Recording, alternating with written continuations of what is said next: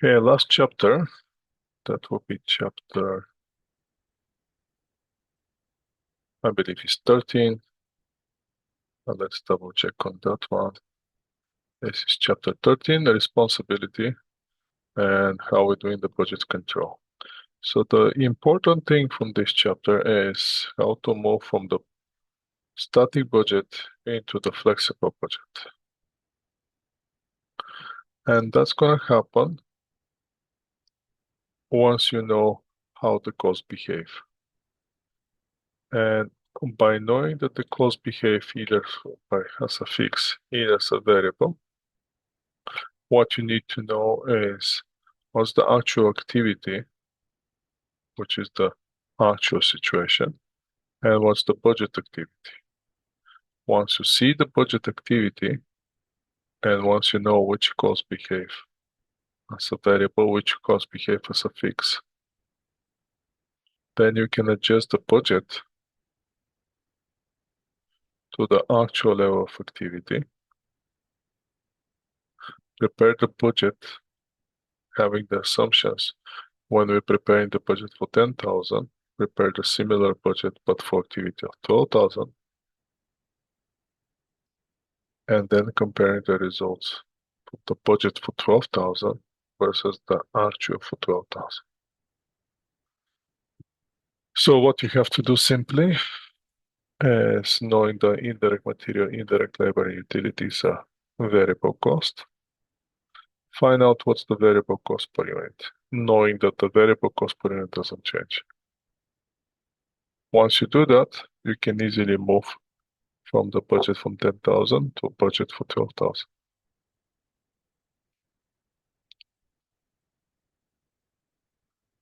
So indirect material in this case will be $25, which is 250 divided by 10. Indirect labor will be $26, which is 26,000. But 260,000 divided by 10. Utilities will be $19, which is 990 divided by 10. And then depreciation, property taxes, supervision is going to stay the same. So now you can prepare a new budget for 12,000, which is going to match the actual activity by using those assumptions and using the simply that variable cost per unit stays the same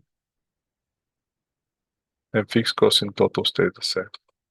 Then you're going to prepare this budget for $12,000 now, for 12,000 units, and you start comparing budget versus actual. Now we can see that in this reality now, based on the budget, we're supposed to spend $300,000. In reality, we're spending like 295, which give us 5,000 favorable variable variance. On direct labor, we projected 312, and actually was exactly the same. On the utilities, we projected 228,000. In reality, become 225, so we have $3,000 favorable variance. So we underspending in this case. So for the variable cost, we budgeted to spend $240,000. In reality, we're spending 840,000. In reality, we spend $832,000. Or we underspending with $8,000, which is the favorable variances for us. So that's what you have to do on your last quiz. You're going to be given information about the budget in one reality and actual in the different reality. What you have to do, you have to move from the budget activity into adjusted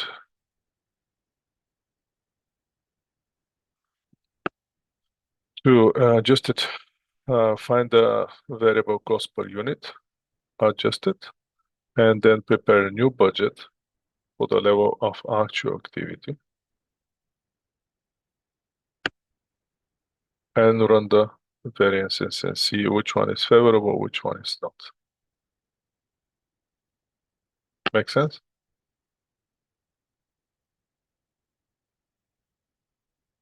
Do you understand what you have to do? Yes, Professor. Yes. Okay. I'll see next time when I'm marking your paper, then I'll see did you understand this or not. Again, don't forget to move the budget into the actual level of activity.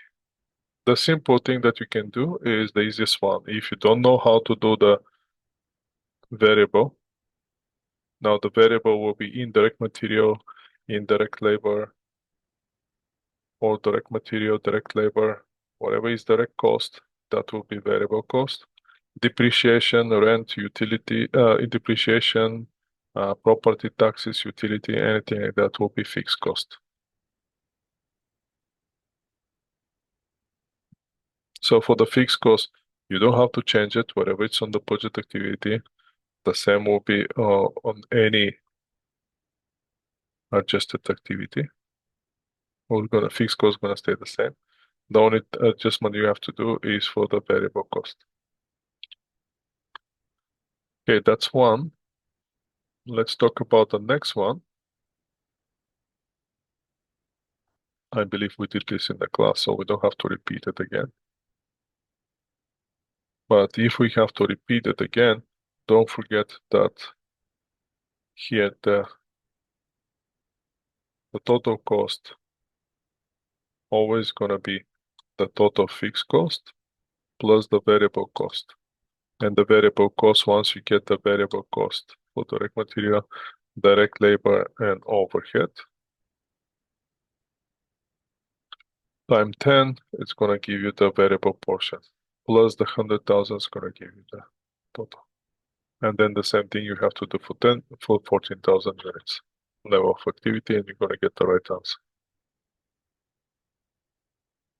That's again, this one is again give you the identification, which one is the favorable, which one is unfavorable variance, and which one we should analyze further, and which one we should not analyze further. That's with the variances. Now let's move to the responsibility centers, and more specifically evaluating investment responsibility centers. Investment responsibility centers, as we said in class, we're going to evaluate it by the key performance indicator, which is return on investment. Return on investment simply shows how effectively the manager using the asset to generate income. So for the return on investment, again, we need controllable margin. Now, in your case,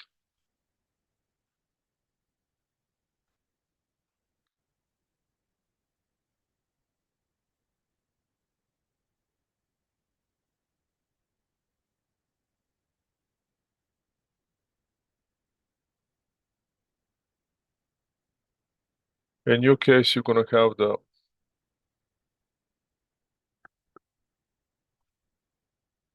operating assets given.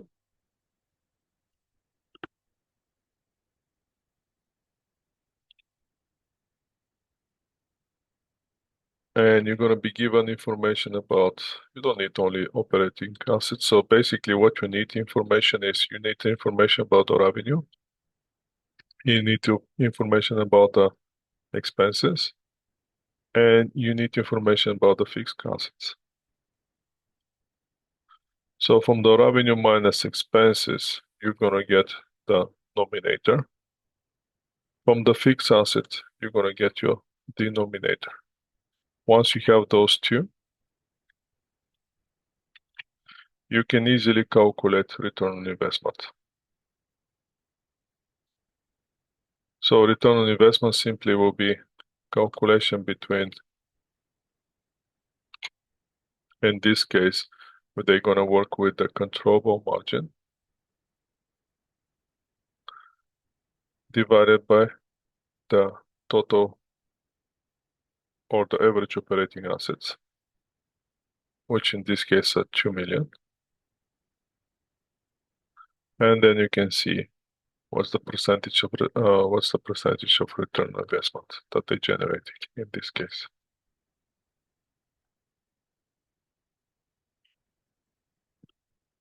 With the small adjustment that we made on the formula, if you remember in class, by timing the formula time 1 and flipping 1 to be equal to sales divided by sales, we come up with the conclusion that return on investment can be expressed with operating income divided by sales times sales divided by average operating assets, or profit margin times the investment turnover.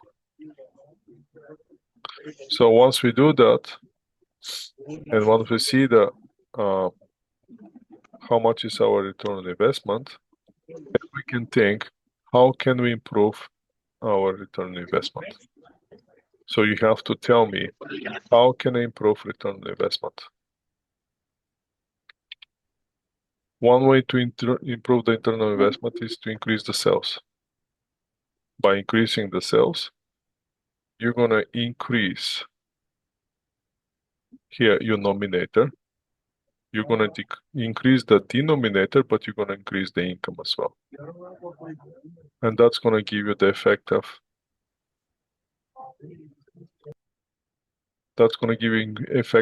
increasing the return on investment. The second option that you may have is to decrease the cost, either variable and fixed, either one.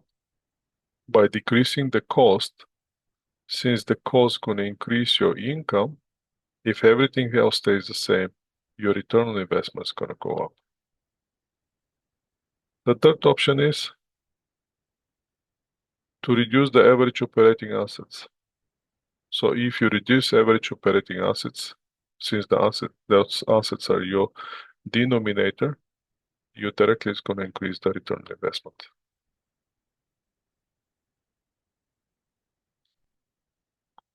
So obviously the formula for calculating return on investment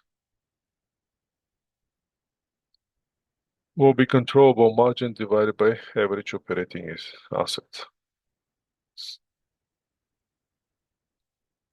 Now in your question, it's not going to be given average operating assets because that will be too much calculation. It's going to be given directly the company operating assets.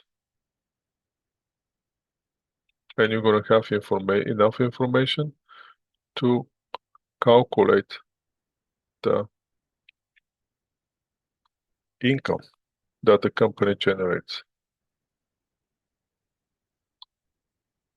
Once you do that, you can easily calculate return on investment. But the only thing that you don't have to forget is the income, again, will be equal to the revenue minus expenses. If you have information about the revenue, if you have information about the expenses, and if you have information of the fixed asset, then you can calculate this.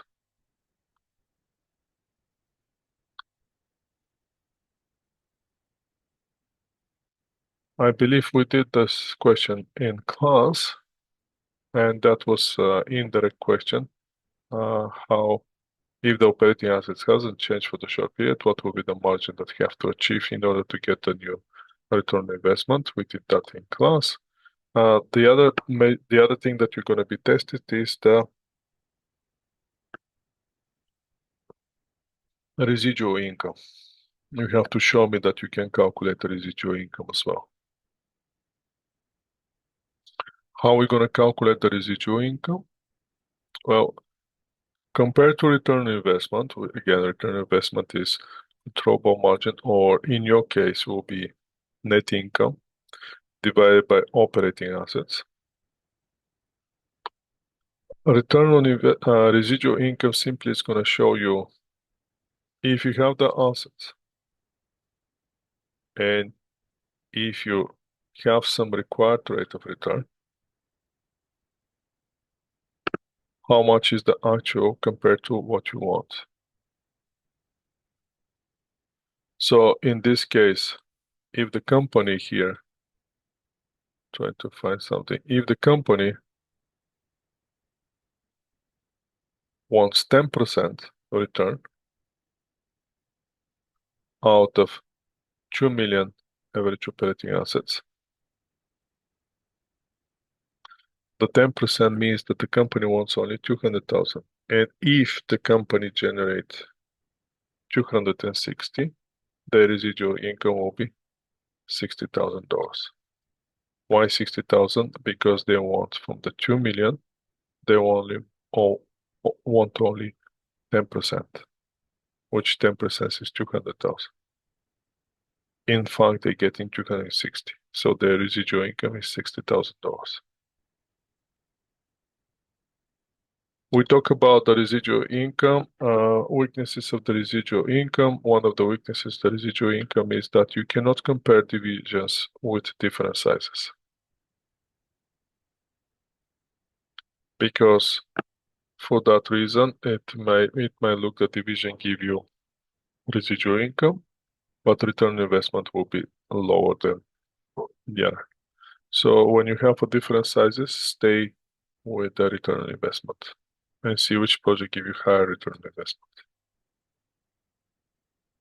Let's try to do this question.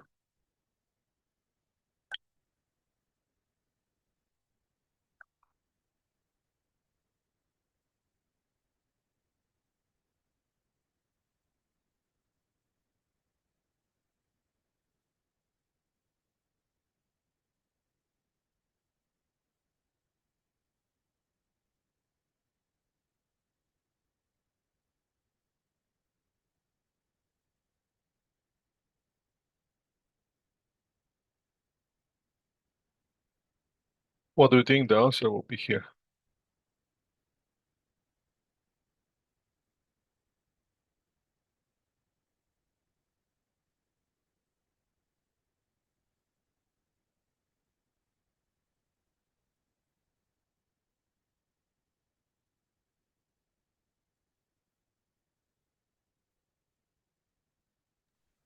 ACCT. Let's see. It's gonna be C. We need those one to evaluate the management performance. Make sense? Yes. Yeah, and let's go now for the next question. Something similar you have to do on the last quiz.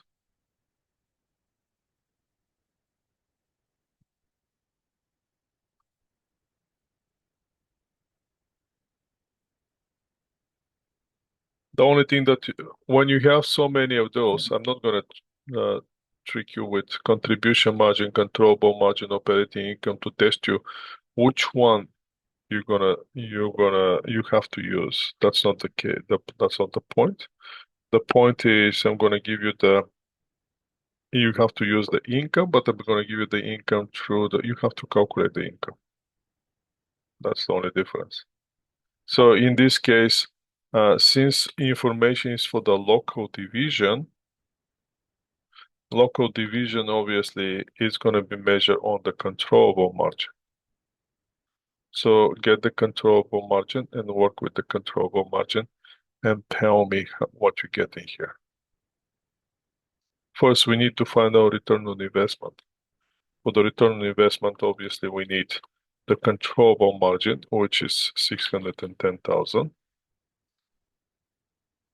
That divided by average operating assets is 3.200,000 million, $3.2 million. And the next thing that you have to see is if I'm getting 610 controllable margin, how much is that compared to the minimum required rate of return that this company wants from 3,200,000 time minimum required rate of return, which in this case is 12.5%. Once you calculate those two, you're gonna get both numbers that you want. And since 15 repeats here, most likely those two is going to give you 15%. And then it's going to stay, how much is this number here?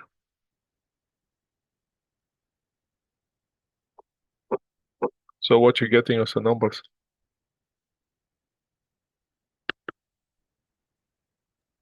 B. Is it B? Yeah, it is B.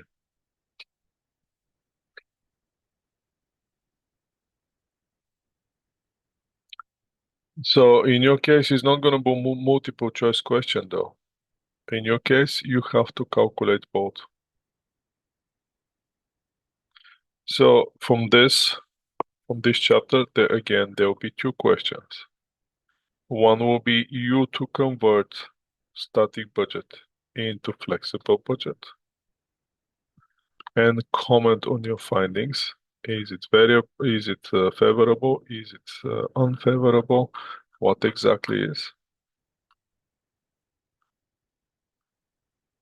Once you do that analysis, once you do that conversion,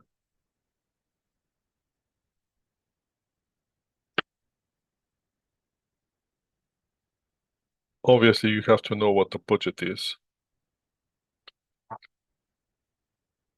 And you have to explain me what's the benefits to having a budget.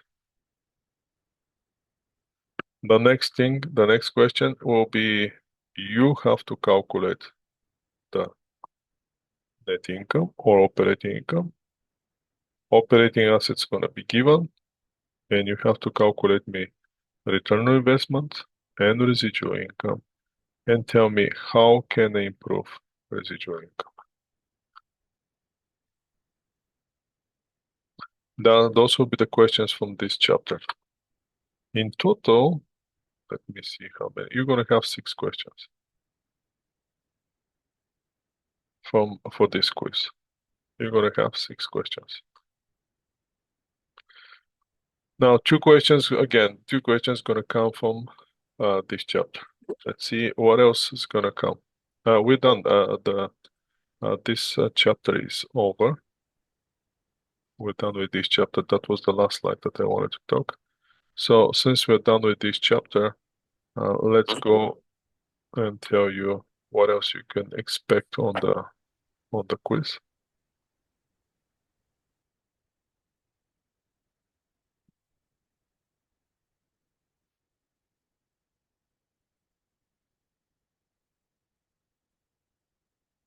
From chapter 9, from chapter 12, which was for the budgetary planning and the chapter that we prepared the budget. In that chapter, you should expect question related to, you have to show me how to make a budget. Not the entire budget, of course, but not production budget. I don't want you to do the production budget. I don't want you to do direct material. This one is not part of the game. Sales production budget, no. But I'll definitely ask you to show me that you know how to calculate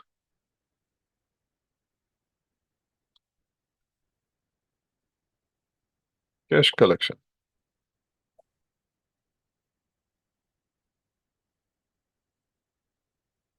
especially when you have some pattern of collecting.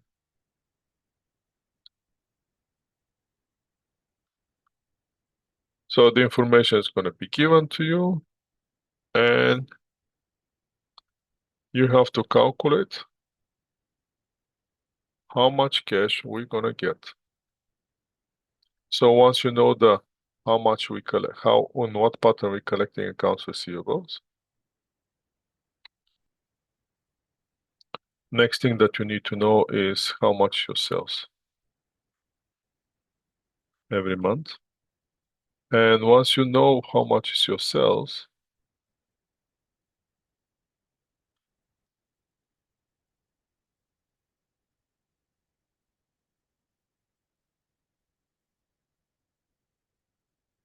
you can calculate and see how much is the expected cash that you're gonna collect it in particular month.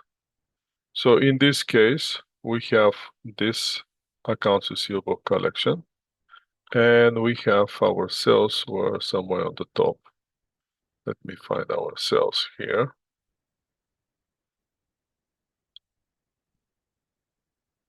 We calculating the sales that we calculate getting this sales type of sales. So what we have to do, go down to find out the pattern of the cash collection, which was right here.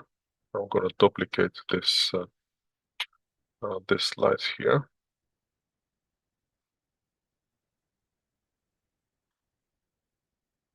And our information was right here.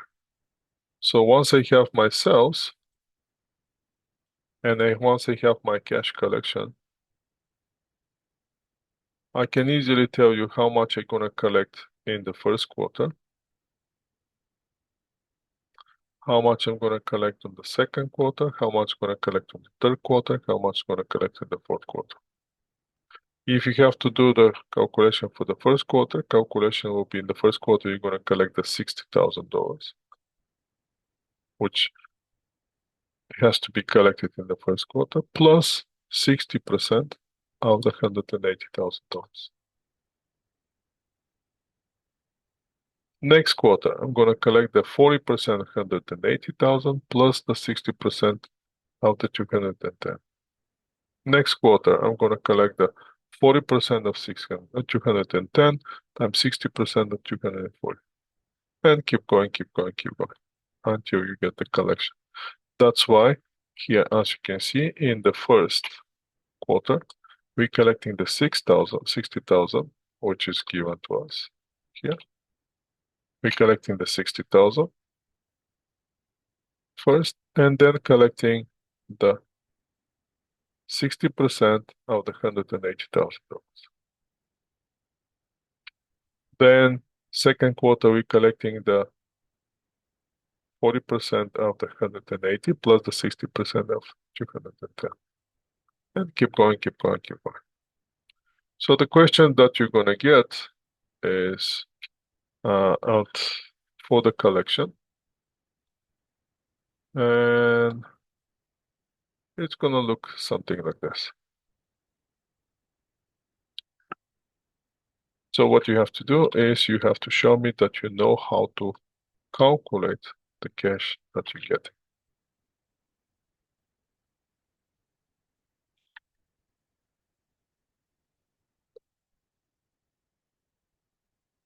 So in this case, you're going to have information for begin operation December 2021. All sales are credit for 50% collected. All sales are credit sales with 50% collection on the month of sale, 40% in the following month, and 10% in the second month of the following month of sale. They're estimating sales for that much in December, that much in January, that much in February, and that much in March. The question is, how much cash will be collected in February? Well, obviously in February, what I'm going to collect in February, I'm going to collect February. I'm going to collect 50% of the sales in February, which will be 1,700,000. And out of those, I'm going to collect 50%. Plus, I'm going to collect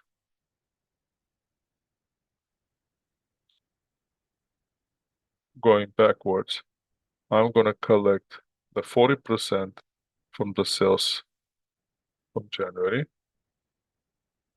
With January sales is 1,500,000. Since in January I'm going to collect 50%, that means in February I'm going to collect the next 40%. And the last thing that left is from December sales, which is $1,900,000. Out of those, I'm going to collect 10%. Since the February will be the second month from December. That will be for January, from January sales, and that the last one from December sales.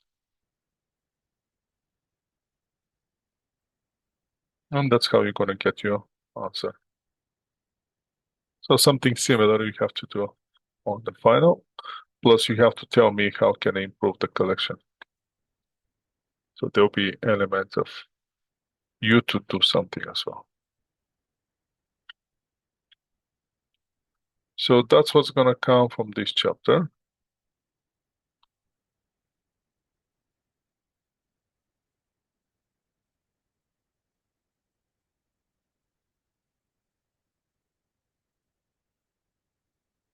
Now, once we're done with this chapter, once you finish with this, we're going to go back to on week 8 and see what we did in chapter 5. In chapter 5, we did some planning for the capital investments.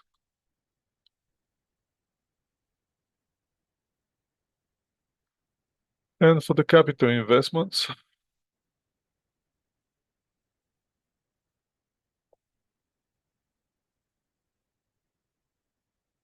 what they said is the simple method is the cash payback method. Which cash payback method is going to give you how long take you to recover your initial investment. How are we going to calculate that? By the cost of the investment that you spent divided by the cash that you get in that investment. If the cash doesn't change, you're simply using the investment divided by cash that you're getting and give you this payback method. I told you I'm not going to test you on that. That's too easy. So what you have to do, you have to show me that you can do the cash payback method. Once you have the uneven cash flow, that's a cash flow that's coming every year. So the question here is, if I want this project to have 5 years of life, and this is the cash that I'm getting,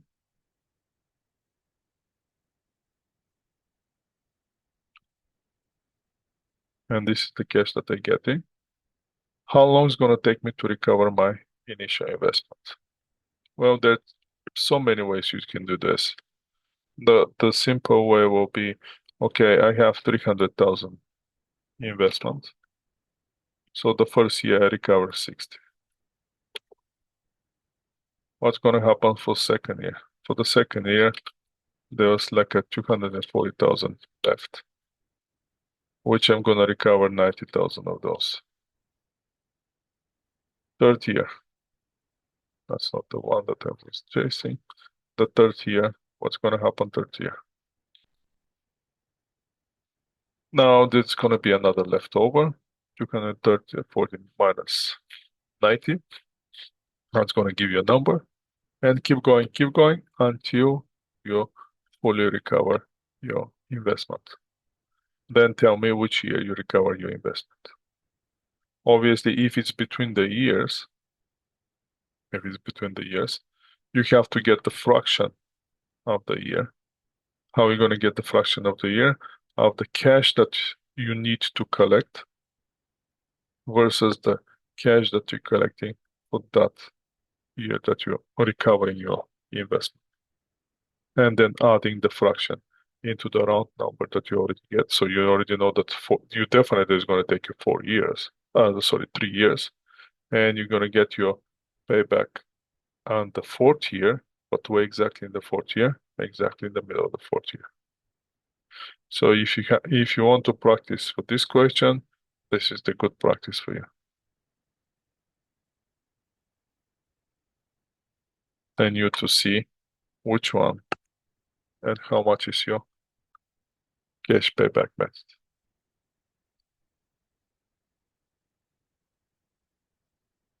And if the company asks you, hey, I want to get my cash in that amount of time, is this method actually give me what I want.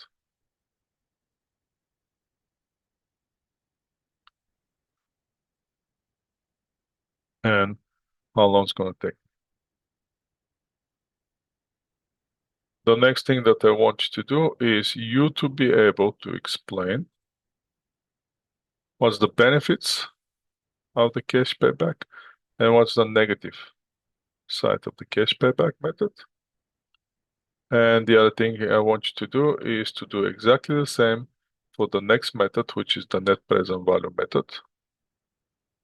I don't want you to do any calculation of net present value, even though you're going to have a proper calculator that you can do that calculation, but I don't want you to do that. But I want you to be able to tell me what's the benefits and what's the drawbacks of having the net present value method.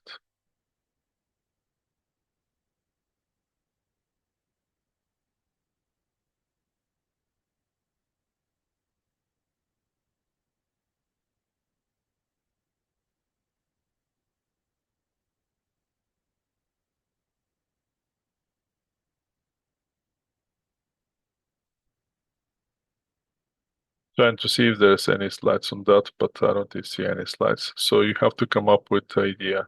What's the benefits and what's the negative of having this net present value method?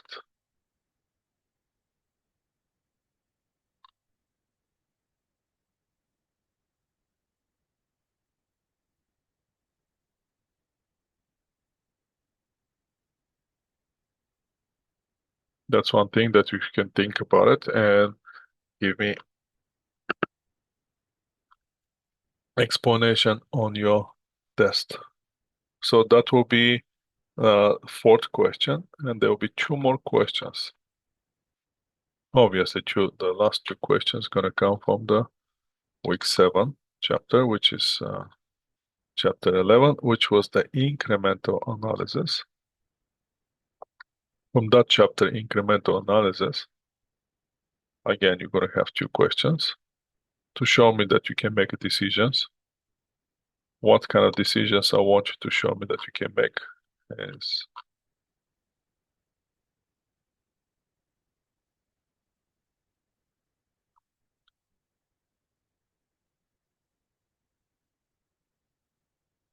first decision will be, should I make it or should I buy it? Uh, Obviously, you have to use the incremental analysis, but let me see where exactly is this decision. Yes, this is the one. Make versus buy. So if you have to make that decision, also is notice of outsourcing of our production. The decision criteria will be, will the outcome of the total cost saving is positive? So if we generate a positive effect of purchasing from outside versus making it in-house, then obviously go for it. There will be qualitative factors that has to be considered as well.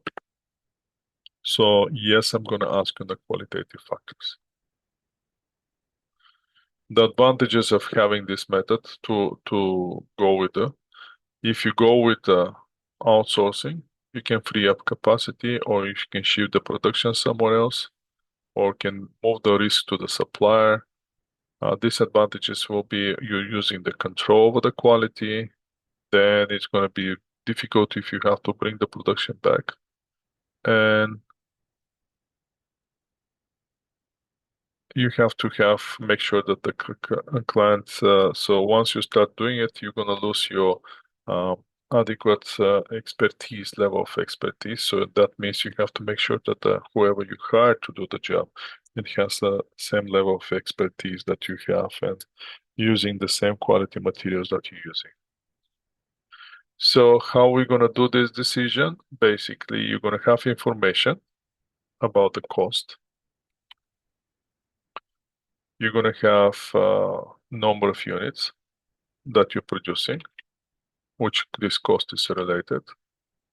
So this cost happen only and only when you're making 25,000 units. And you calculating the cost and you see how much is per unit, and then you're gonna somebody's gonna tell you and it's gonna say, hey, I can offer you some amount of units at that dollar amount. Would you accept the offer?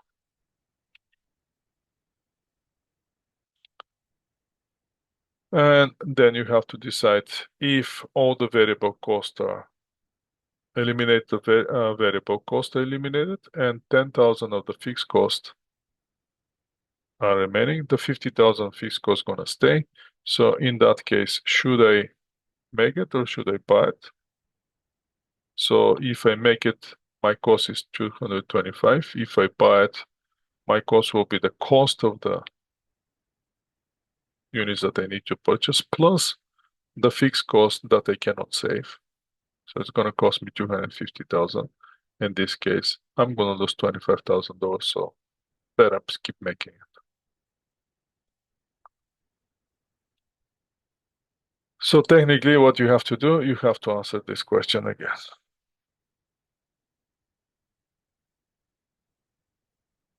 So again, you're going to have direct material, direct labor, variable overhead, fixed overhead, and how much you're eliminating from the fixed overhead if you decide to outsource it. Then you're going to have the price, number of units, and then you have to decide, should I outsource it? Should I purchase it from somewhere else? Or should I keep making it by myself? And obviously you have to explain to me what's the benefits and what's the negative side of outsourcing it. That will be the fifth question. And there's one more question that left. And that left question is a special price.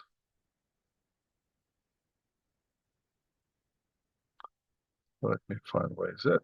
Here is the special price. So the special price is that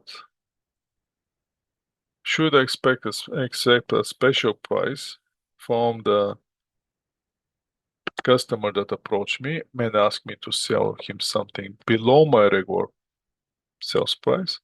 But this is only one time and one time only, so it's not going to happen again. It's not going to affect my business.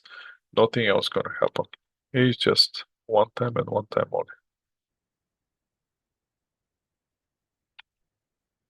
So here the decision criteria is you're going to accept that order only and only if the contribution margin or income is positive. So if you create a wealth for the company, go for it. If it looks like you're losing money, no go. So again, sales of the company is not going to be affected. Customers not going to find out about the special price. And then you're going to have information of, of the cost.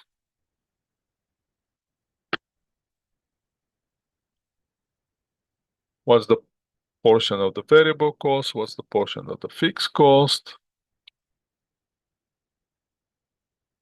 What's the normal selling price? If the company has a capacity or don't have capacity, what will be the number of the items that the other company wants, and what's the price that the other company offer you? And if there's any additional cost, how much will be that additional cost for you? So in this case, if the customer approach you and ask you, hey, can you sell me something for $11? You're gonna ask yourself, first, do I have capacity to do it? Yes, I do. What's my fixed manufacturing cost? That much my fixed manufacturing cost. Should I consider the fixed manufacturing cost in this case? No, not really, because again, I'm on 80% capacity at this level, I'll probably I can already cover my fixed cost. So the fixed cost is not element that's going to affect my decision. So even though my normal selling price is $20 per unit, my pure cost, which will be only manufacturing cost, will be $8. So in this case, I'm gonna make $3 if I sell it for 11 units. $3 times 2,000 blenders, I'm gonna make $6,000. So I bet I'm just gonna make it, sell it for 11, and make the 6,000. That's gonna increase my income. So what you have to do is technically you have to answer this question. If you know how to answer this question, you will not having problem on the final quiz. So in this kind of question will be when capacity has the capacity to produce and sell that much per month. Costs at this level are provided on the table below. So you have the cost. You're currently selling that many at that much per unit. This company has contacted you about purchasing 15,000 at that price. Currently, sales will not be affected and variable marketing costs will not be incurred. So the variable marketing, this cost will gonna disappear. And what will be the change in the net income? In this case, you have to simply decide. You can show me the change in the net income. Yes, how much is the effect on the net income, and should I accept or reject the project? And there will be actually, I'm going to ask you for the benefits and drawbacks if you accept it or if you don't accept it, what's going to happen to the company. So I want you to think about the qualitative analysis as well. If I decide to go with this order, what's going to happen? If I decide not to go with this order, what's going to happen besides of the numbers? And that will be your quiz.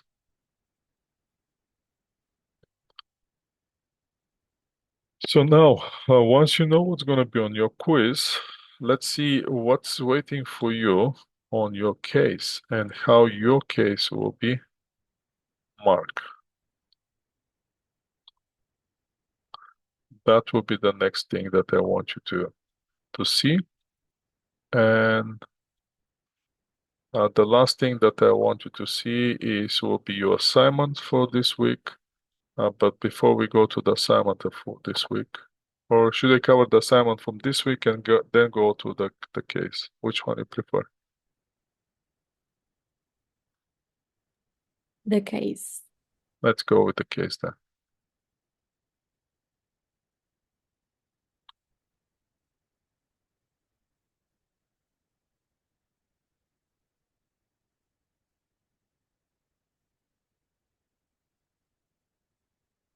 Okay, for the case.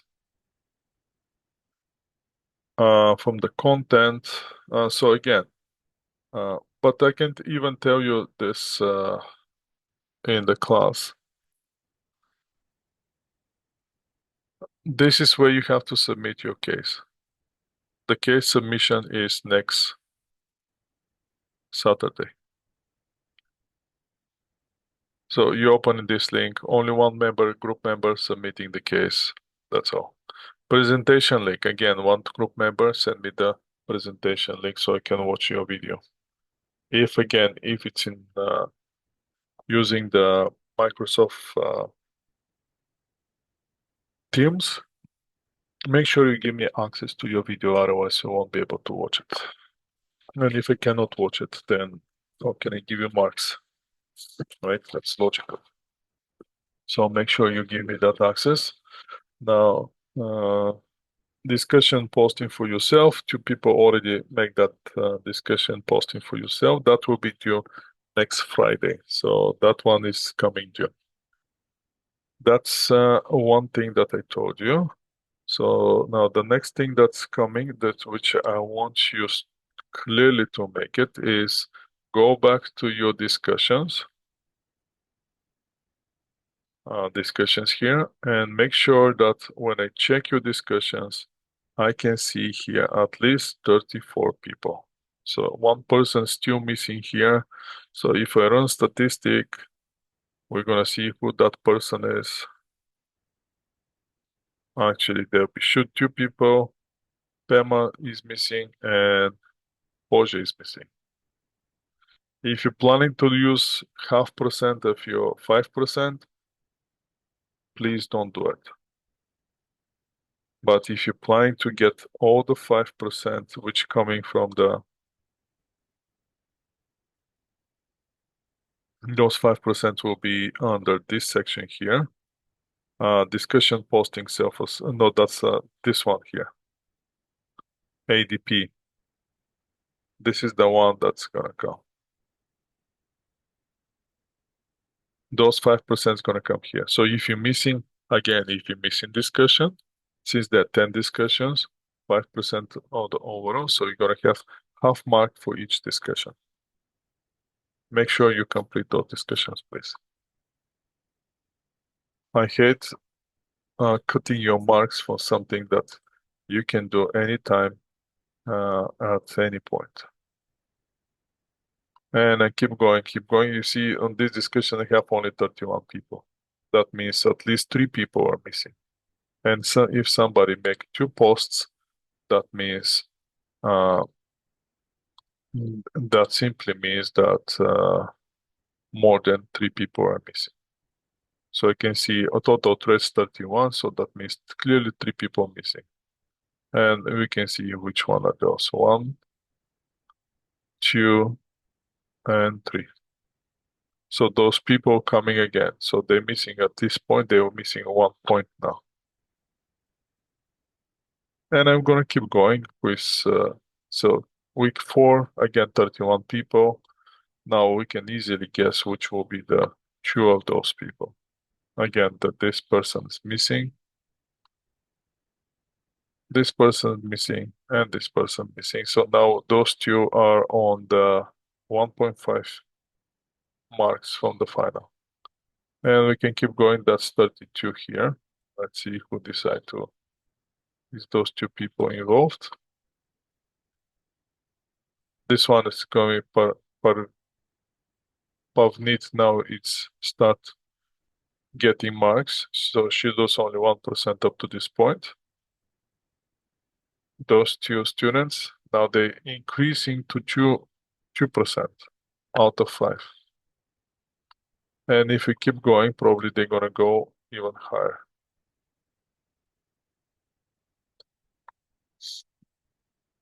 Now, Pavnit start getting back to missing assignments. Those 2 students, now they're missing half of the points. Out of 5%, now they're 2.5. And we can easily guess which one will be on the week 7. And that's, so Pavnit now she's losing 2% of the 5, so now she's going down to 3%. And those 2 students, they're going down to lower than, now they're 2%, Pavnit is on the 3% now. Here we have more students getting in the pack of the missing. So let's see who are those one. Pavnit now is half of the points. Now we have a new person joining the group. The other 2, they're usual suspects. And then we're gonna go to, now we're missing more people on the week 9. And that's what I'm gonna do. So Pavnit, usually, so at this point, Pavnit's gonna get less than 2% of her marks. Out of 5%, she already lost around 3.5%. Those 2 students, they're losing a lot. At this point, they're going over like a 4% of the 5% they're losing. The 4 easy marks are lost.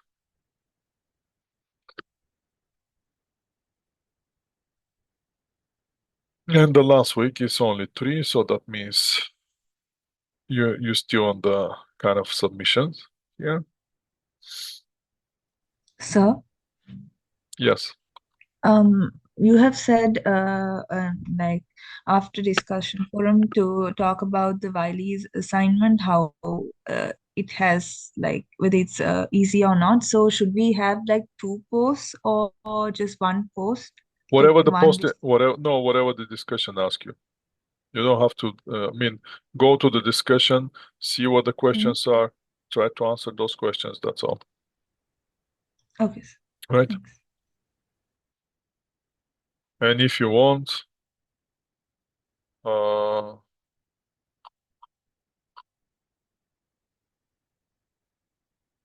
I can make you one new discussion. Let's go on the last week. Let's make a discussion for this week. One last discussion for this week. So make your life a little bit more. But that's not going to be for Marks, obviously. That's going to be for you. Um, budgetary control. Let's create one discussion here. That will be, where's the discussion? New discussion. That will be ungraded. You'll be able to see it. It's not hidden. Final words. The students, please in your final feedback for the course, the, the delivery,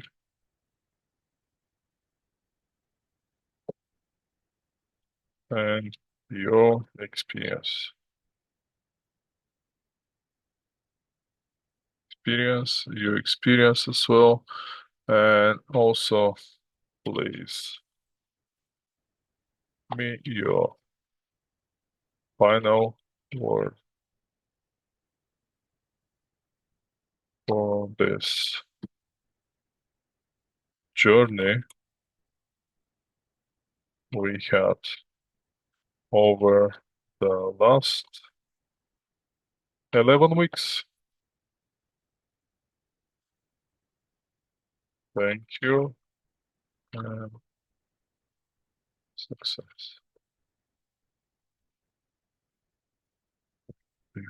Thanks. And that will be your final posting that you want to do. That's obviously not for marks. I can save it and close it. And now you can, if you can give me something, that will be awesome. And that discussion here will be at the very, very, very, very, very, very bottom.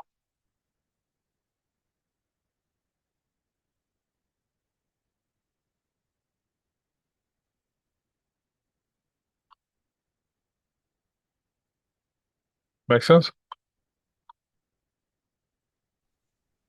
Yes, Professor, I just need to ask one quick question. Yes. So, like when we'll be recording the meeting, so we need to turn on our cameras or not?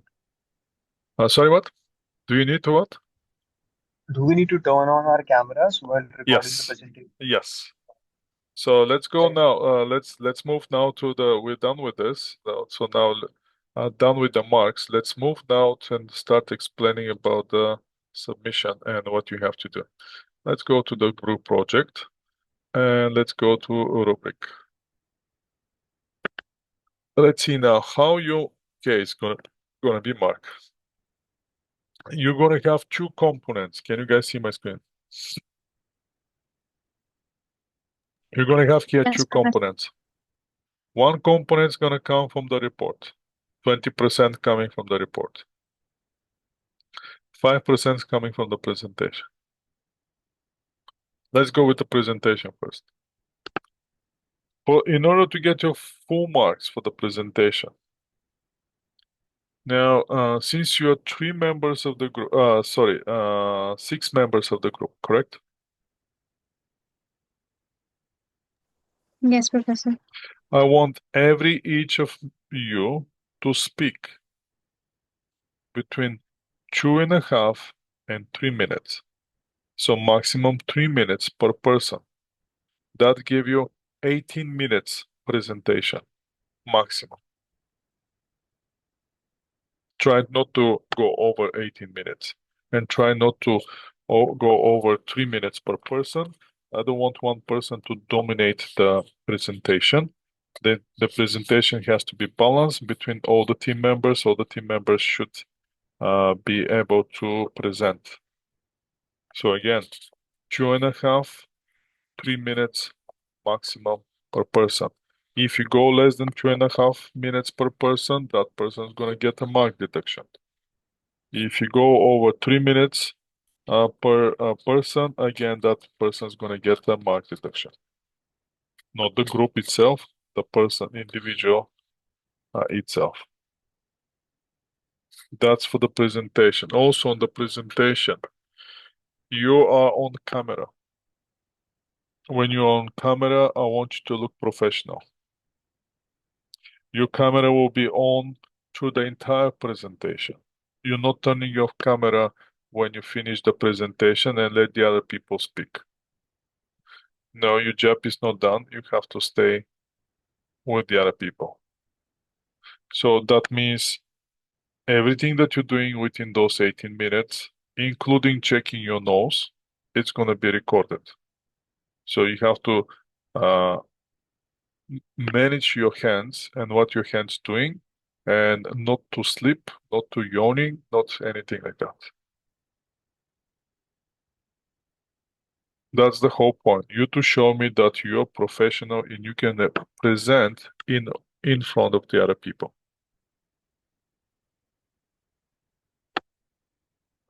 The best thing is you to try to smile for 18 minutes. Or that's not going to be 18 minutes, that's going to be 15 minutes.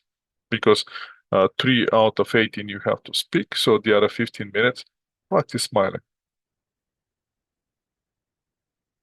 Again, look professional and act professional. That's for the presentation. Now let's go to the report. On the report, I already cover everything on the reports. You have the videos. I saw some of your reports. You show me some of the reports. They're looking good. What I want you to do is now on the report, you're gonna get all the section. You have to have a title page. You have to title page. Some of you, including the executive summary, that will be great. For executive summary is part of the report. Yes, do the executive summary. The other thing that I want you to do is make sure you don't have a grammar mistakes when you're using the APA format. On this final assignment, APA format is required. In order to get the full marks, again, free of grammatical mistakes, APA format, title page, with executive summary, all the sections are included. Now you have to cover all the issues. And you have to identify the problem and discuss truly the problem in the report. Then you have to provide me recommendation. Now, recommendations can be after every issue. And if that's the case, then I want separate section at the end of the report, which shows conclusion and recommendation. On that section, I want you to repeat the recommendation, listing with the most important to the least important. When those recommendation has to be implemented, and what's going to happen. You have to have very well developed discussions. You can use the qualitative, quantitative analysis in your discussions where you have to, or positive and negative for the qualitative analysis. There has to be link between one issue and another issue, and recommendations. And once you explain the recommendation, please be explicit. A recommendation has to be, there has to be follow-up on the recommendation. That's about your report. Sounds easy. This is the if you want to chase the full marks. If you don't want the full marks, then start cutting on the quality. First, put some grammar mistakes. Don't go truly to your quantitative analysis. Forget about the recommendation. And keep going, keep going, keep going until you're getting from 0 to 9. Again, 20 is going to give you the, if you get between 18 and 20 marks, that means you did excellent. If you get between 14 and 70 marks, that means you did good. And the presentation is, again, follow the recommendation that I gave you, instructions that I just gave you. Stay within 2.5 to 3 minutes per person. Record yourselves, act professionally when you're not presenting. Be prepared, have your slides ready, talk about your slides, and then just stay and smile. And you're gonna get your marks. Questions now? Professor, So Yes, for the slides, like we're gonna prepare the slides. What are we problems and the recommendations, and we have to speak on this, right? correct. Okay. Don't get crazy on the slides. Two, three, maximum 4 slides per person. So you know which part you're doing. Just copy something from the report, put it on the slides. Make it slides like a outline, something on that format. What's the most important from that from the part that you're talking, and that's all. Okay, Professor. If you want to put some pictures, make it more colorful, go for it. Totally fine. Something relevant, some whatever you decide to do. Be creative here. Okay, Professor. Thank you. so Professor, we can put 4 slides per person, right? 3 or 4. Sorry? We can add 3 or 4 slides per person, right? Yeah, yeah. And 2.5 to 3 minutes per person as well. Between 2.5 and 3 minutes per person. Maximum is 3 minutes, minimum is 2.5. So have Okay, yourself put your cell phone below the computer or below the camera and measure your time. When you see I passed 2.5 minutes, then you can say some final words, move it to the next person. sure. And Professor, let's suppose if one team member like finish speaking up, so still they need to turn on the camera or they can turn off the camera? Sorry? Like let's suppose if one team member is finished with their presentation, so that team member can turn off their camera or they still need to turn it on. If you're doing the recordings all together, the people who stop presenting, keep the camera on. I want to see you what you're doing on the background. So we can all like turn on our cameras. Yes. Thank you, Professor. When you're doing all the group doing one recording at the time, then I want all the cameras on.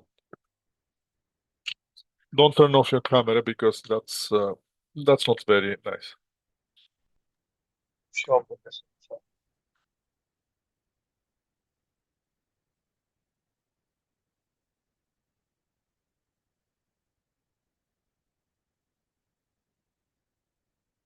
More questions?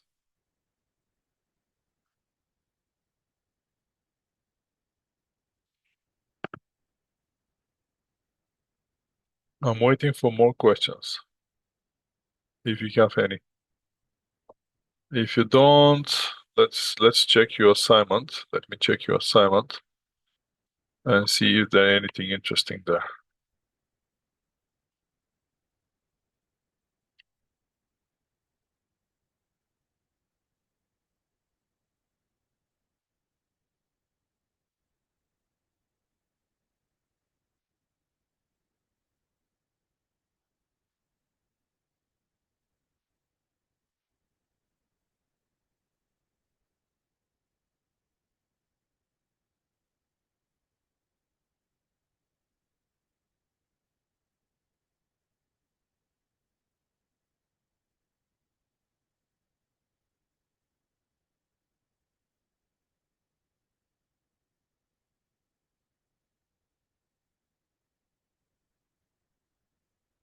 Trying to see if there's any questions about return on investment or something. like that.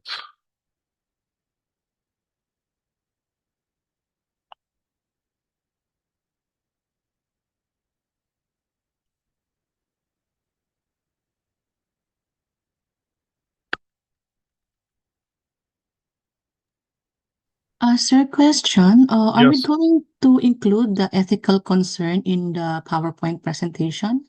If you want, you can talk about it. Yes. Okay, sir. It will be your call. Your call, Okay. Okay, sir. right? Thank you.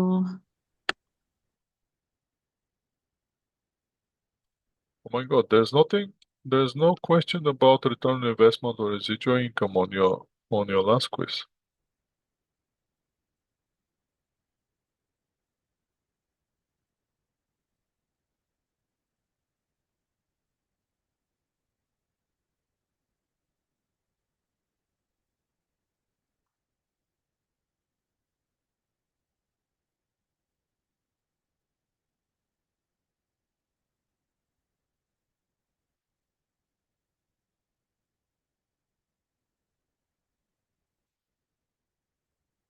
I cannot use any questions here to practice those two. Pro- At least Professor, once, yes. there's a question about flexible budget. Can we talk about that?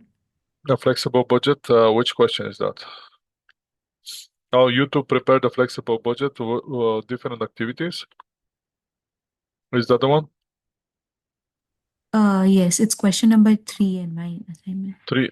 Yes, I can see question. It's yeah, question 3. We're expecting to produce that many units production. Monthly production is expected to range from that one to that one. Budgetary variable cost is direct material, direct labor, and budgetary fixed cost. Is that the one? Yes, When Professor. you have to prepare the flexible manufacturing budget with the relevant range using the incremental of 20,100 units. Is that the one? Yes, Professor. Okay. Okay, let's see.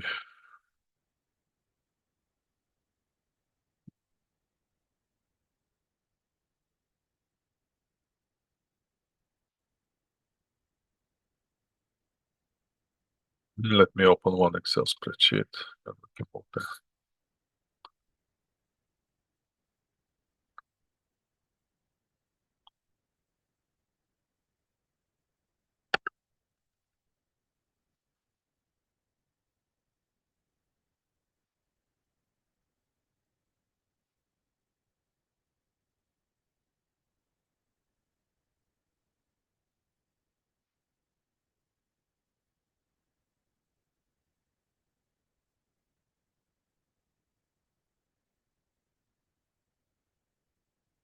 Trying to manipulate a little bit, just give me a second.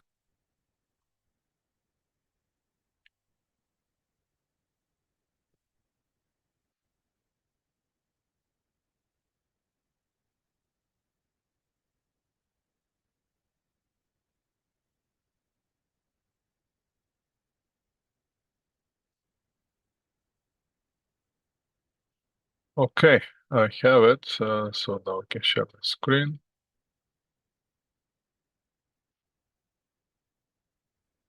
This is the question, right? That we're talking about. Yes. Yes, Professor. Okay, so what we have to do is I expected to produce that many units of production. Monthly production expected to range of that much to that much. Budget variable manufacturing cost per unit as so we have direct material, we have direct labor, and we have overhead. And then we have depreciation.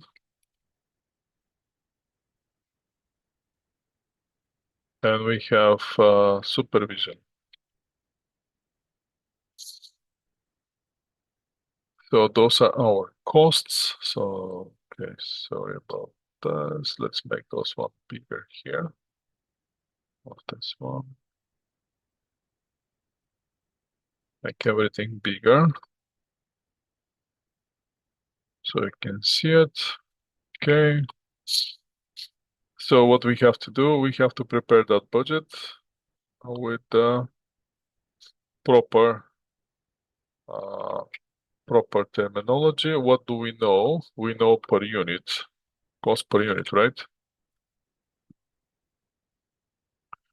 Per unit, we have direct material of $5, direct labor $8, and overhead $9. Depreciation per unit is $6 and $1. But this is when we expecting to produce that many units. That makes sense? Yes. So this cost applicable only and only if we expect to produce 1.6, 1, 2, 3 units. That's the only way that those one exist. So for that reason, how much is the total depreciation here? Because depreciation per unit, it doesn't help me here. I want depreciation to be the fit on the total level. It's gonna be that few units times the $6, right? Oh, they come. Oh, expected. Using the relevant range, which is using that many units. So I'm trying to find out. Just give me a second.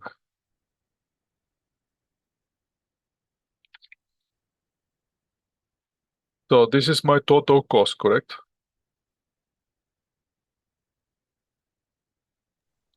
Yes, sir. Total cost in for the fixed cost for depreciation. Let's make it like bigger. And that will be my total cost for the supervision.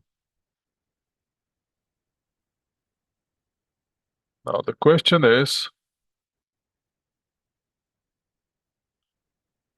for which period of time is this cost?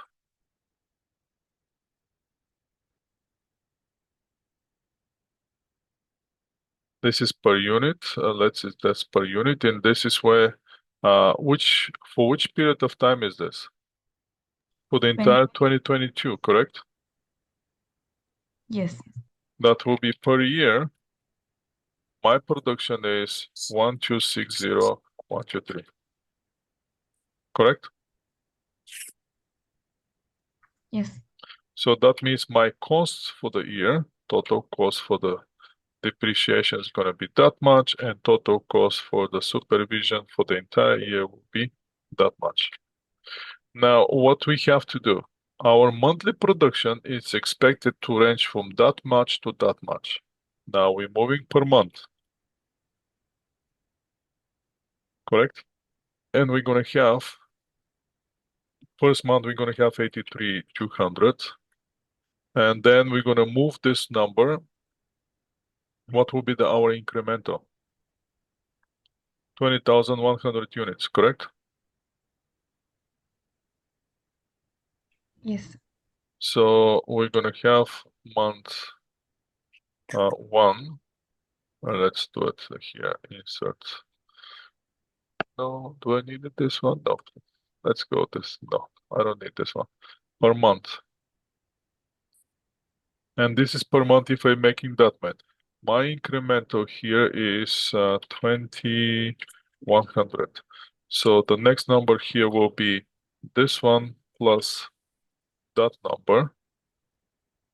I need it only for calculation purposes. So next level will be that much. Next level will be that much. And okay, so now I'm going to 23,200 to 23,400. Make sense? And that will be per month. If I'm using that many, that many, that many. So if I'm using that many units, how much will be my direct material? 5 times 5 is gonna stay time this amount, correct? Yes. If next one direct labor will be that much, that's gonna stay always time this amount. And we're getting this direct labor. Yeah. Overhead, it's gonna be again equal to $9, stay the same time this amount. And my total, let's call those one total variable costs. The total variable cost in this case will be that much for the per month. Where's my calculation? Yeah. And I'm getting my total cost per month. So what I have to do now, I'm gonna drag those one and they should give me the answers for all the three level of activity that I'm just want to see those one. Level 1, level 2, level 3. Make sense? Yes. So the next thing that we have to do is get the fixed cost. If this is per year, how can I move it to month?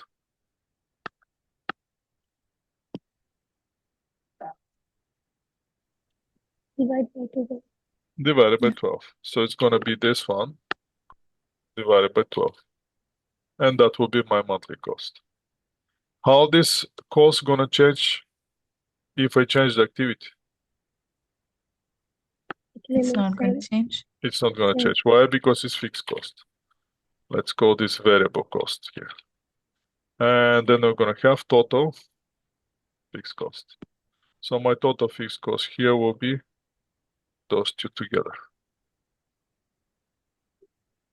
And this is gonna stay exactly the same, correct? I can even copy and paste it here. I copy and paste it here, but this one's gonna be equal to that one, and this is gonna be equal to that one. And those two is gonna stay the same. So my total cost will be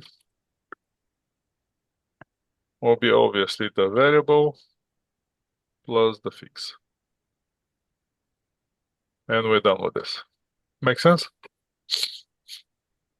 Professor, Yes. Yes. for that unit, range of unit, you choose 83,200, yes? Sorry? Range that that is how you choose, select that 83,200. Which one are you talking about? How are you getting these numbers? Yeah, It says in the says in the question. I have to start from 83,200 and I have to that means finish what but they want me to increase the level for 20,100 units. Can you see this? that means the first from the starting unit we have to do, yes, like you Yes. choose 83. Okay. Yes. Yes. The question tells you what's the range. You're starting from 83,200 and you're adding 2,100. And then the second range is 103,300. Second, next one is 123,400. And they want it from this one to that one. Suggest me a website or a slide which create my PPT. Don't do yourself. Yeah, I know you do it colorful, but I know. Suggest me a PPT. Okay. Okay. Questions with this question?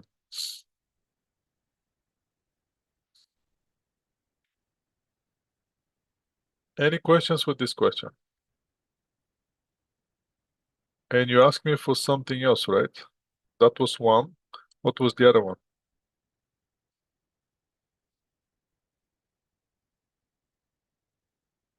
I believe was question, you say question 9?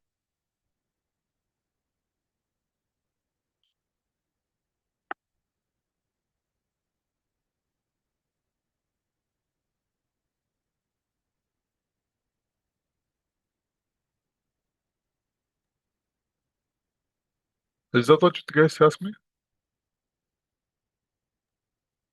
Professor, if there is no any question, can I ask one? Yeah. It's not about the last class, it's the last week class. Can we talk about the gas collection? Cash collection? Yeah, we can talk about cash collection. What about it? Yeah, from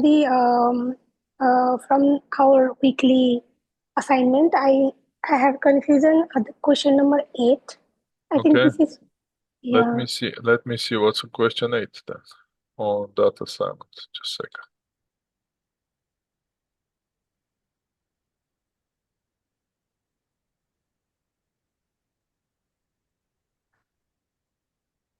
So on the budget, correct? Yeah, it's about the expected collection. Okay, let me see what's the question. That budget planning and cash collection. Let me see if I quickly find that one.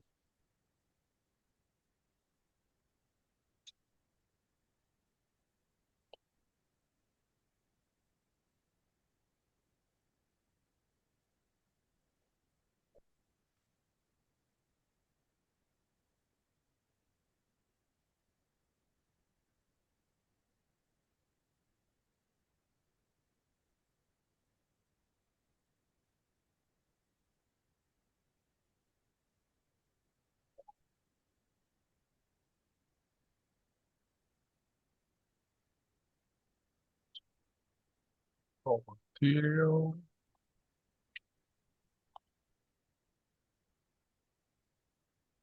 All right, I think I found it.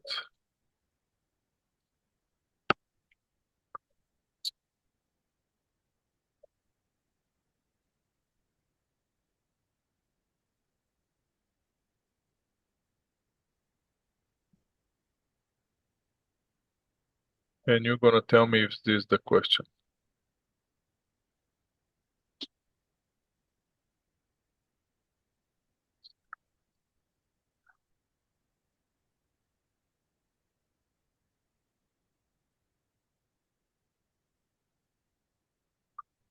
Let me do some adjustments here and I'm gonna show it.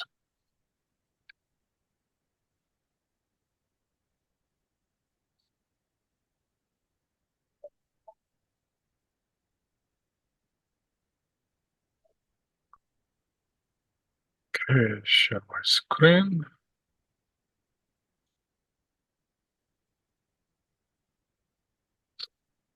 Is this the question that we're talking about? This one is, yeah, Okay, so what they're doing is we have January, we have February, and we have March. Correct? yes. Let's make it bigger here so you can see it too. We have January, February, March, and we have our collection in January, in February, and March.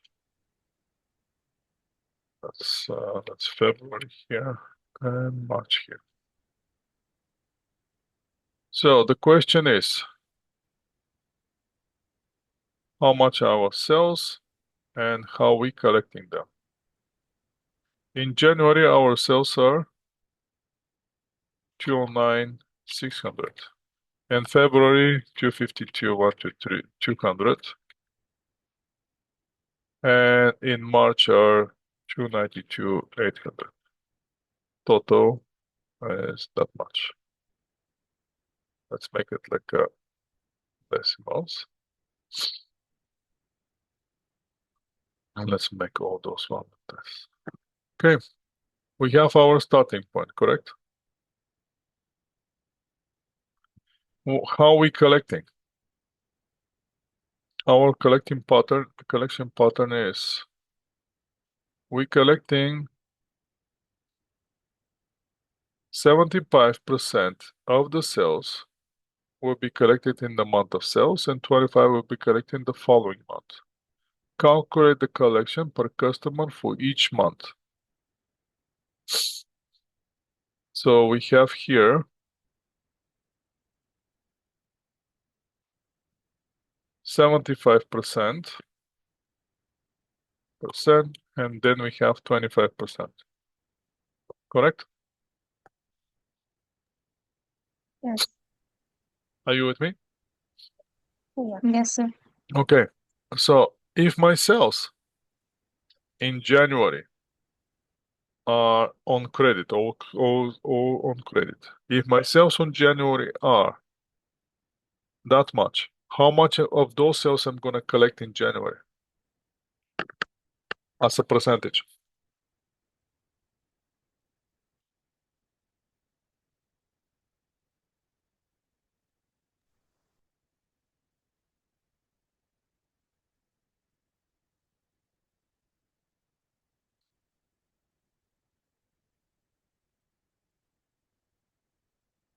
What will be the percentage of this amount that I'm gonna collect? How much percentage you're gonna collect? 25, 75, those are my two options. 75. 75. So what I have to do? January, this sales times 75%. Boom, I'm getting the number from January. When I'm gonna collect the rest 25% of this amount? In February. In February. February, this one times 25. Now the question is, did I collect what I wanted to collect myself? Yes, sir. Yes, we collected. So let's see if that's true. Yes, we collect that amount. February, how much I'm gonna collect? 75%. 75% of the February sales, right? Times 75. When I'm gonna collect the rest? March. March. How much I'm gonna collect from February? 25%. 75%. 25%. 25%. Yes. Getting the 25. Did I get my February sales? I get them. Yes. In March, what I'm gonna collect? 75%. 75% of March. Okay. Anything else? Am I gonna collect anything else? No. No. So what's my collection? This one time plus this one plus plus those three. So my total collection will be that much. So my sales are for 754 600. I'm gonna collect only 681 400. How much I'm missing? I'm missing the 25% of March sales, which I'm gonna collect in April. Make sense?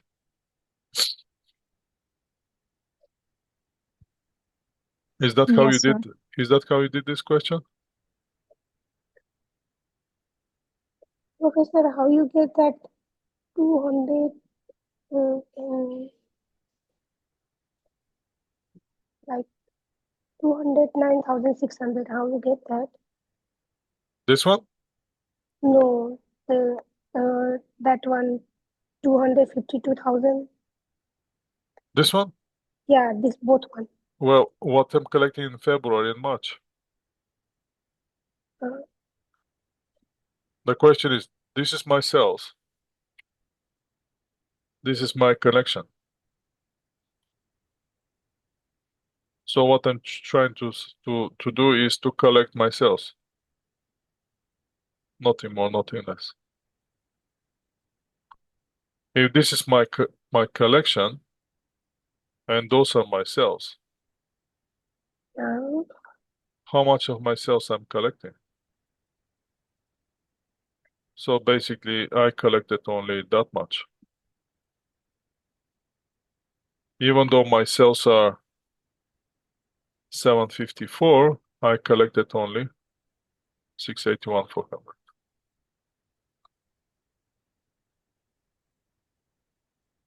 Make sense? oh, yes, okay.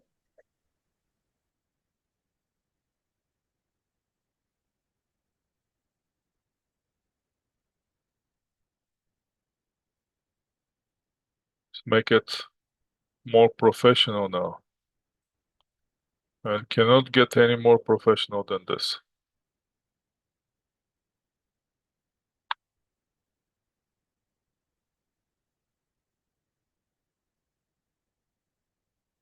And those are my sales.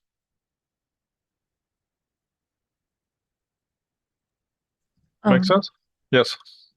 So can we also do the fourth question for this week's assignment? For Riley? for this week, week 9. E- Wiley assigned weekly assignment 10. 10. Oh, 10. Yes. Okay. Yeah, we can do it. Yeah, let's go. Question 4, sir. Question 4. Yep. Okay, let's go to question 4.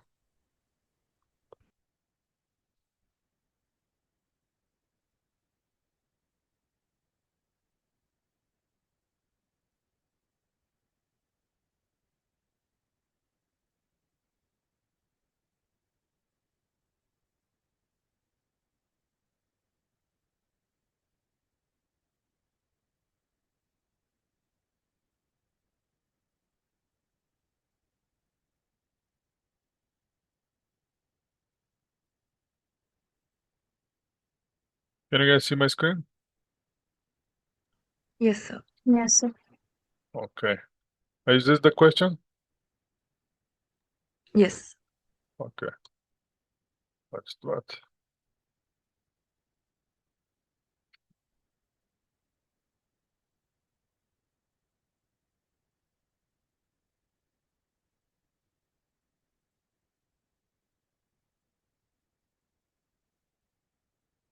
Okay, the standard cost to produce. So now we're producing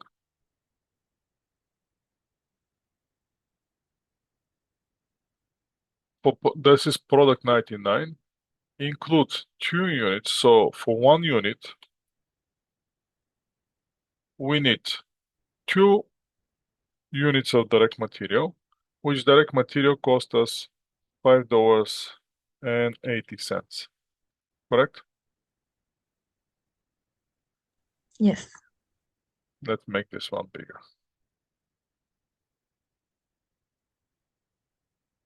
For 1 unit, I need that one, 2 units of production there.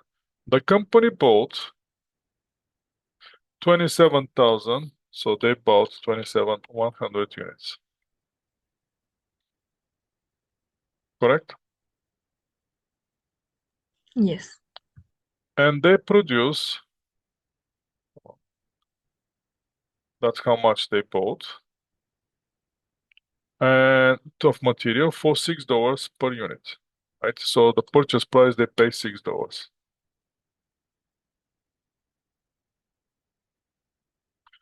And they use those materials to produce production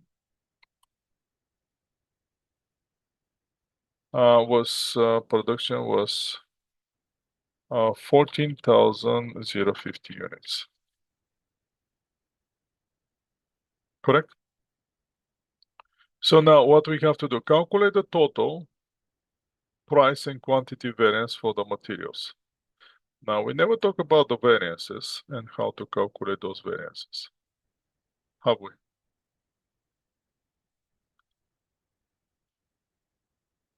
So on the variances, we have 2 minutes. Okay, the variances, what I need you to understand is we're gonna have a standard and we're gonna have actual. Based on my standard, I know my production, correct? Yes. My production is that many units. That's my production. Now, based on my standards, in order to produce those for every product, for one product, I need to use 2 units of direct material, correct? So in reality, I use 27,100 units. By my standards, how many units I supposed to use? Well, I have to produce that much, and I have to use 2 units per based on my standards. So based on my standards, I need to use that many units.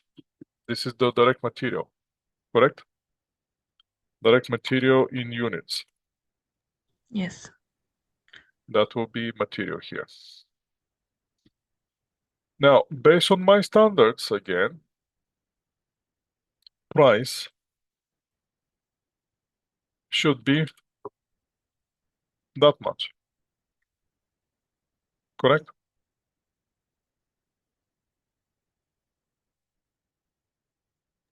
Are you guys with Yes. me? Yes, But sir. in reality, I pay $6. Yeah. So what's the difference? So based on my standard, I'm supposed to spend that much. But in reality, I'm spending that much. So this is based on my standards. This is based on the reality. Am I underspending or overspending?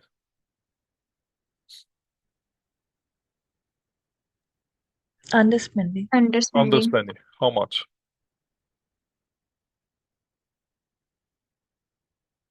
320. Total spending.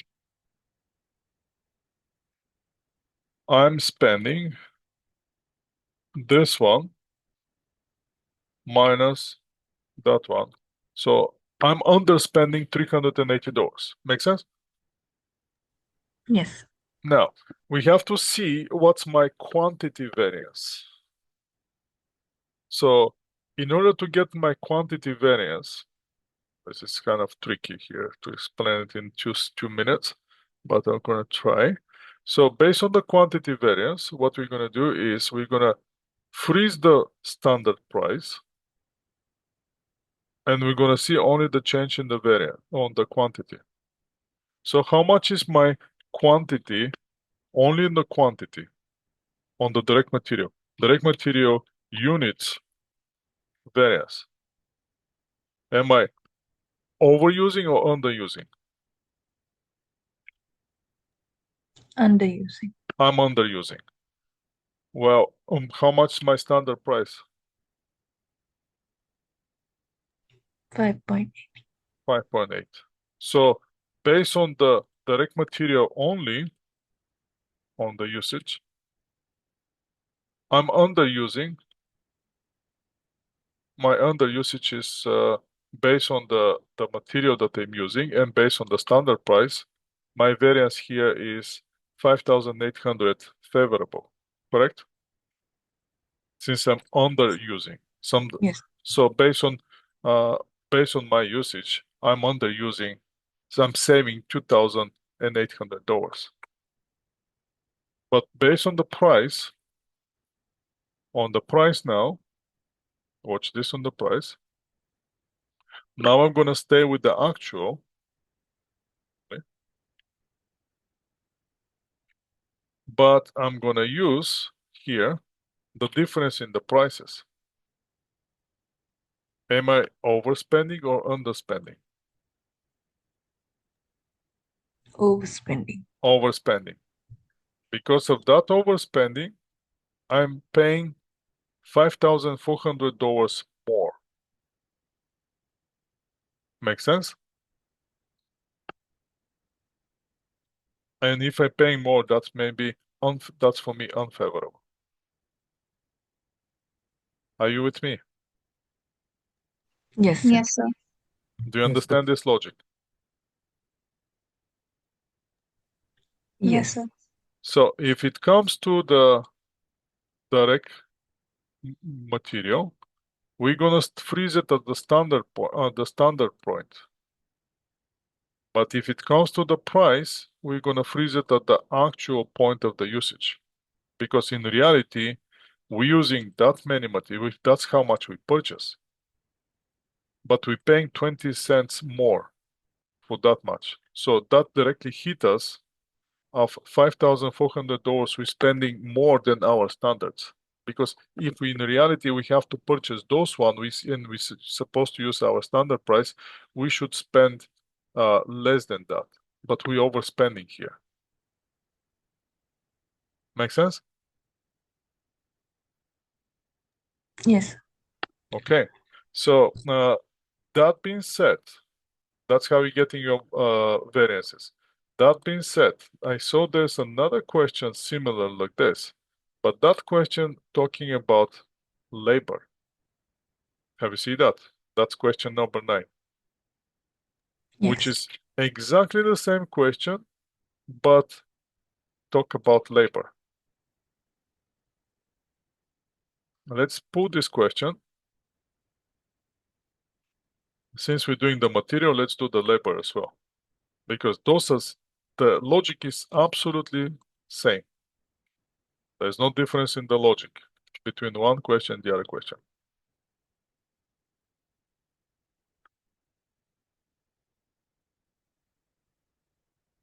Can you see the question? Yes. Yes, sir. So what we're gonna do? Again, same idea. Exactly the same idea. What we did before, exactly the same idea. We're gonna extract the information. First, how much is my cost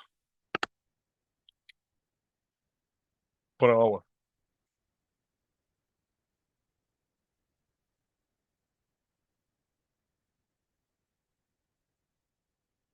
Per hour spending $10.05, correct? That's how Yes. much is my cost per hour. To produce 1 unit, I need 2 hours. For 1 unit, I need 2 hours.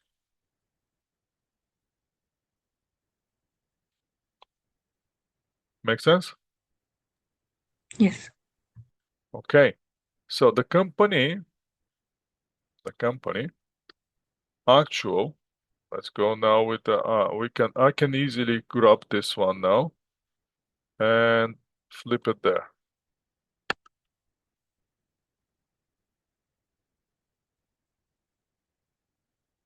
But we're gonna make some adjustments here.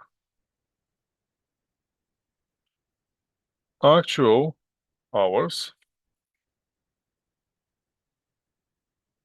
are 2,120, correct?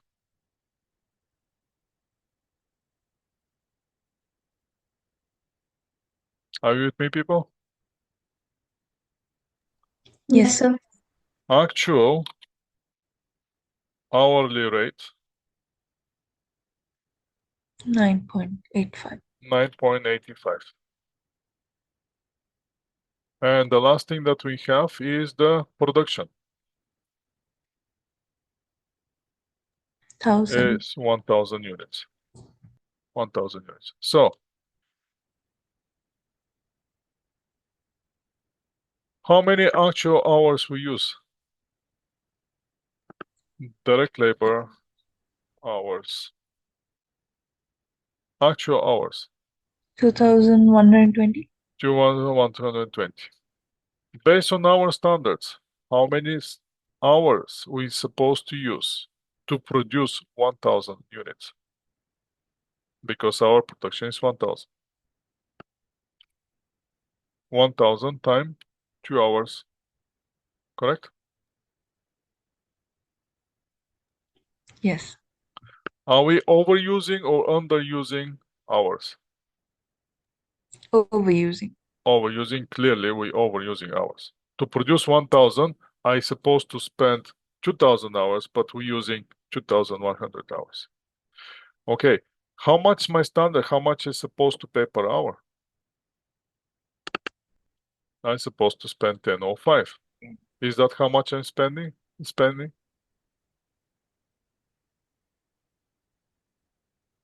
Is that how much I'm giving them per hour? No. Yes. No, 9. I'm giving them 9.85. 9 Yeah. So, based on my standard, I'm supposed to spend $20,100. In reality, how much I'm spending?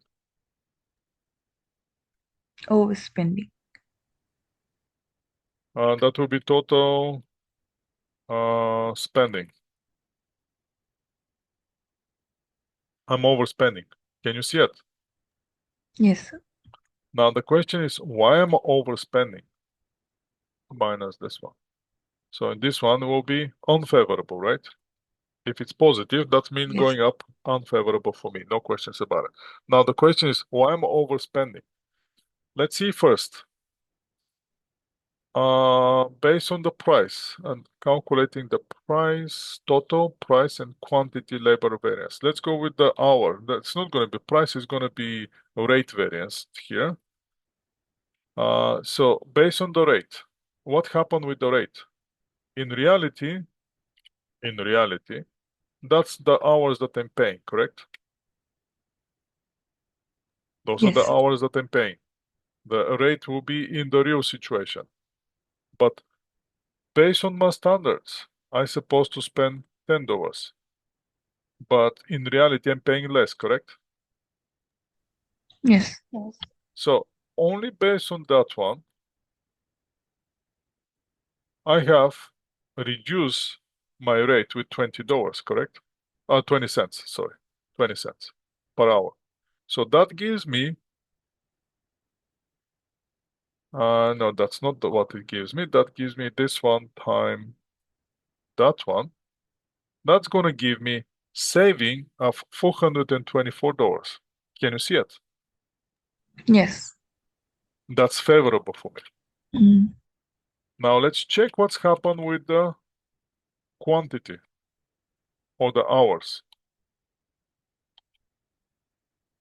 which in this case is hours.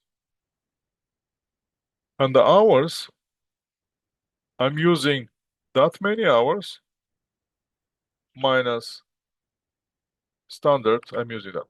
So I'm using 120 hours more, correct? Yeah. But for those 120 hours, based on my standards, I'm supposed to pay how much? $10.05. So because of the increased hours compared to my standards, I'm overspending $1,206. Make sense? Yes. So those two together, how much gonna give me?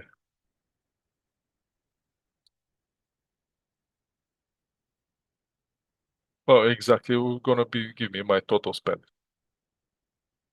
There's no magic here. Make sense? Yes. That's how you should solve those questions.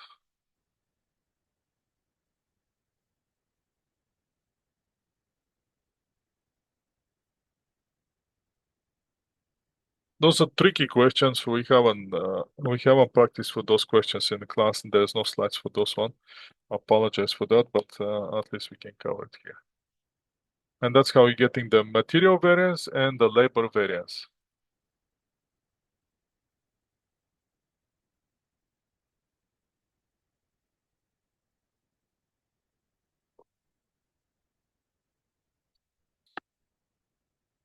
Okay, now we can do your assignment and you're good to go.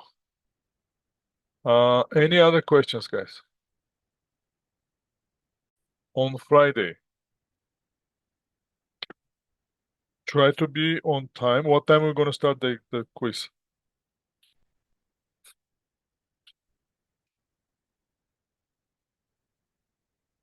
What time you want to start the quiz? 8 o'clock or 8:30? What time? 8:30. 8:30. Everybody on for 8:30. Yes, 8:30. I want everybody to be on board for 8:30. In order we to start with 8:30.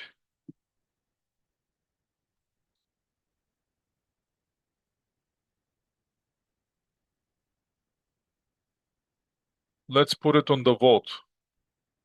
Who is for 8:30? Raise your hand.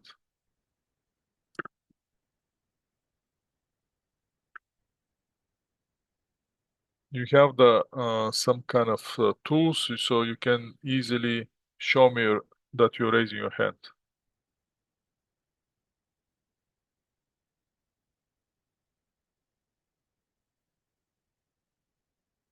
One person raised the hand.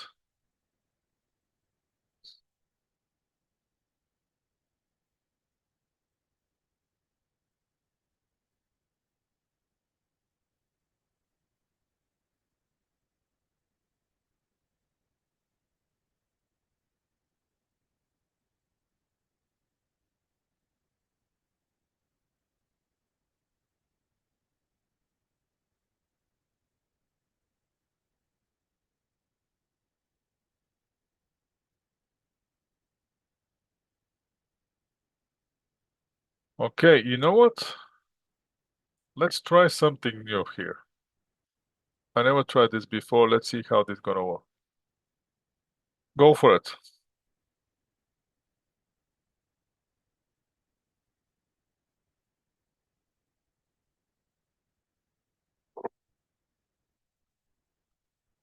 That will be easy one.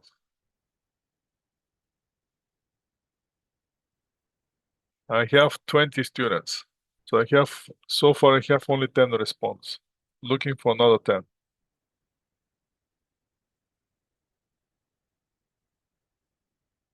12 students responded. I need 8 more.